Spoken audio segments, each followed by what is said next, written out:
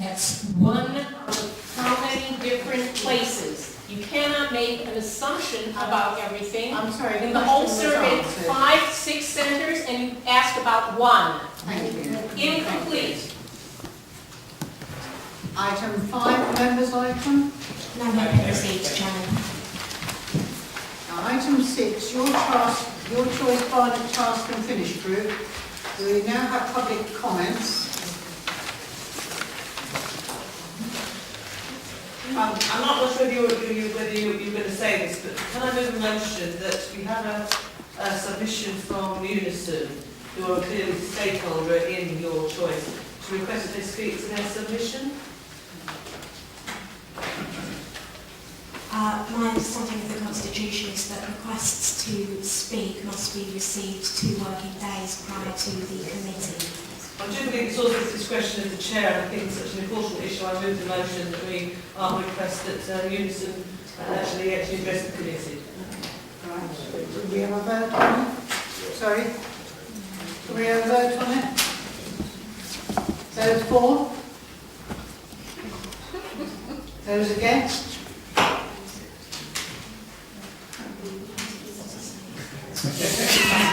Right, sorry.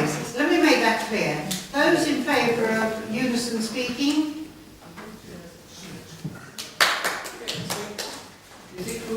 Those against?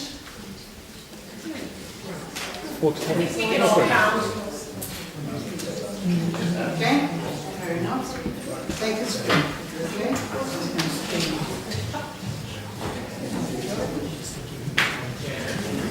This is first.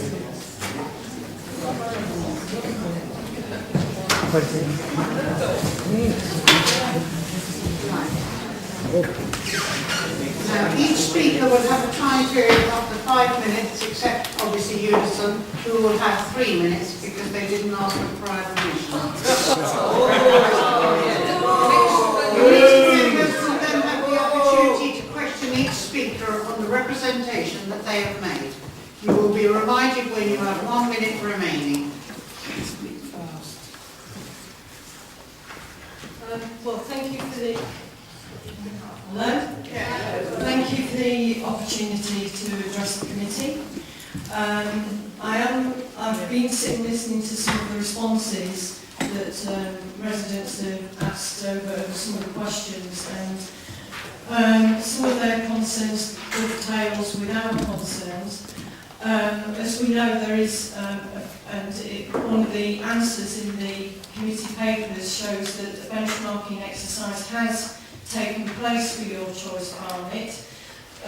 Neither the unions nor members of staff are aware of the results of that benchmarking exercise as yet, although that is causing extreme anxiety.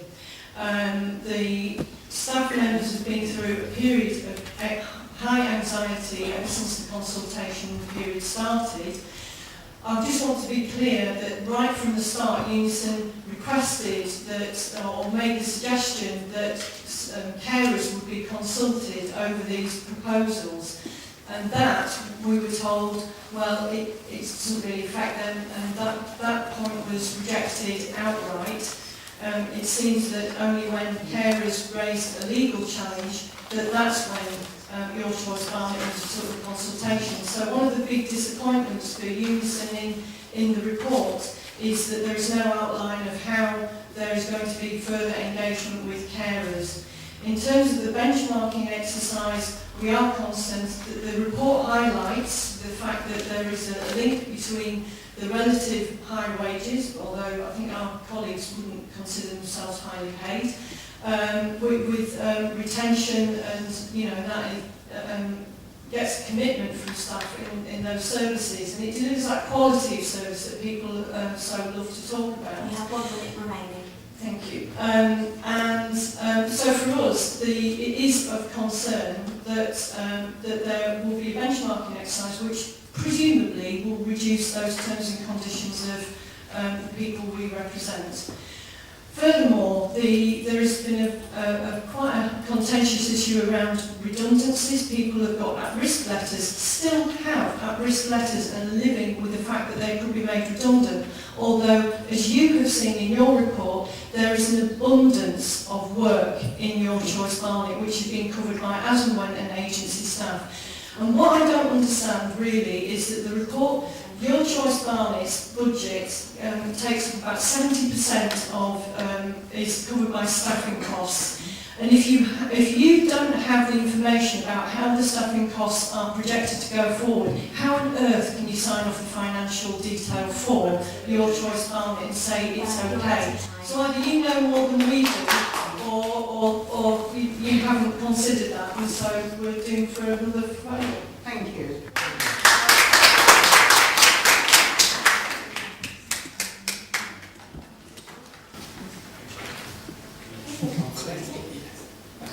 Councillor McGurk. Right, thank you for that. There's two issues around the morale of staff. Firstly, how do you think that's having an effect on the service that's being delivered, and that people may be looking away and look elsewhere? And obviously, clearly, there's an issue with service users and staff itself. But also, you talked about the robust figures. Do you believe also the confusion over direct payments and forcing, which it seems to be between the direct payments and the personal payments, is actually going to cause a problem, not just the fact that the figures around staffing costs aren't in the figures, but that itself, it could be down the line be seen as a huge, huge problem, and that a bailout may be required to your choice in the future. One of the points that Unison raised in their response to the Task and Finish Group report was that the context of your Choice Barnet and its financials was not appreciated, namely that council members routinely are now signing off budget requests from Adult Social Services which talks about reductions of care packages. The care packages, the cost of care packages is indicated through personal budgets.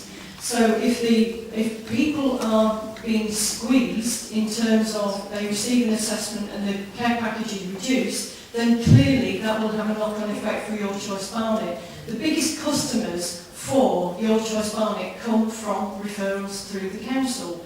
So you have a built-in problem, it seems to me, which I don't think people are being honest about.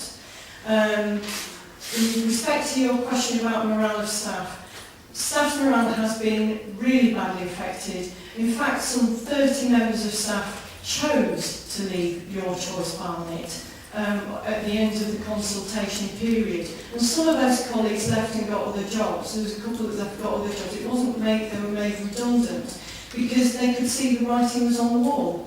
And, you know, supported living has been adversely affected, has been particularly affected by that. I think it's amazing that staff are still going into work and delivering a high quality service under extreme anxiety, that they come. One colleague reported to us, she just found herself just crying, you know, and this is what our colleagues are doing.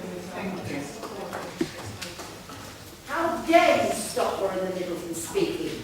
Do you realise the idiots you're making of yourselves? You should listen. Could we have Mrs. Janet Leaper?